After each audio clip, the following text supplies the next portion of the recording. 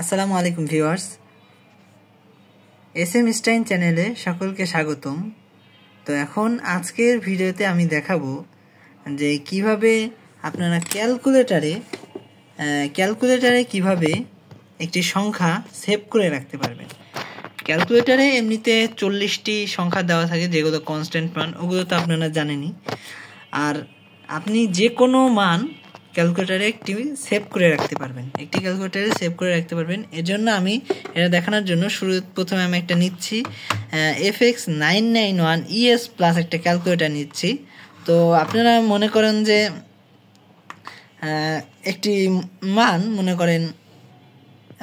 একটি মান, একটা সংখ্যার মান বা একটা অঙ্কের মান মনে করেন 6.626 আসছে। তো আপনি এখন চাচ্ছেন যে এই মানটা আমার কালকে পর্যন্ত মনে রাখতে হবে। এখন আপনি তো ভুলে যাবেন এই মানটা, তো এই মানটা আপনি কিন্তু ক্যালকুলেটরে সেভ করে রাখতে পারবেন। তো এখন আমি আজকে দেখাবো যে কিভাবে আপনি ক্যালকুলেটরে একটা মান সেভ করে রাখতে পারবেন। তো এর জন্য আমি প্রথমে ক্যালকুলেটরকে প্রথমে অন করে নিলাম। অন করার পরে আমি এখন এই যে মোড আছে, এই মোডে আমি এখন চাপ দিলাম।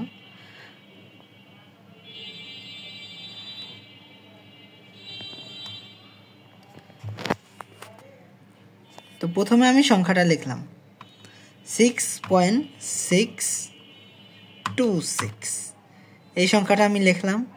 তো এখন আমি চাচ্ছি যে এই সংখ্যাটা ক্যালকুলেটরের মেমোরিতে সেভ হয়ে থাকুক। তো এর জন্য আমি এই যে দেখুন 6.6 সংখ্যাটি তুলছি। তো এই যে শিফট তারপরে স্টোর করবেন এটা, তাই এটা এই স্টোর বাটনে এখানে ক্লিক করতে হবে। এখানে ক্লিক করলে এই যে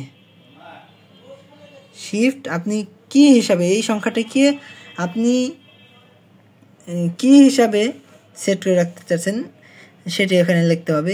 এখানে অনেকগুলো আছে, দেখুন এই যে এখানে এ আছে, বি আছে, সি আছে, ডি আছে, ই, এফ, তারপরে এই যে এক্স ওয়াই জেড আছে। তো মোটামুটি এখানে আছে তিনটা, 6টা, 3টা, 9টা, মোট 9টা সংখ্যা আপনি এখানে ক্যালকুলেটরে রাখতে পারবেন সেভ করে। তো এখানে আমি এই যে এক্স চেপে দিলাম, মনে করেন আমি এক্স। তো আপনি এখন ক্যালকুলেটরে যখনই এক্স চাপবেন, এই আলফা দিয়ে যখনই আপনি এক্স চাপবেন, দেখুন এই যে এই সংখ্যাটি কিন্তু চলে আসবে 6.626। তো আমি এখন অন্য আরেকটি সংখ্যা নিয়ে আপনাদের দেখাচ্ছি। মনে করেন আরেকটা সংখ্যা যে 5.296, এই সংখ্যাটি আপনি ক্যালকুলেটরে স্টোর করতে চাচ্ছেন। তো এখন কি করবেন,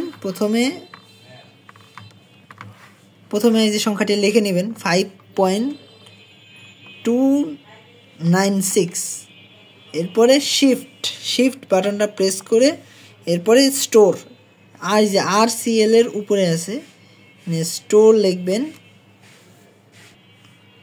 কি মানকে আপনি স্টোর করতে চাচ্ছেন। এখানে এক্সকে আপনি এই যে 6.626 দিয়ে স্টোর করেছেন, তাই আমরা এখন ওয়াইকে দিলাম। আপনি এখানে ওয়াই দিতে পারেন, জেড দিতে পারেন, এ দিতে পারেন, বি দিতে পারেন, সি, ডি, ই, এফ, যে কোনো মানে দিতে পারেন। তো আমি ওয়াই দিয়ে সেভ করলাম, এই যে ওয়াই।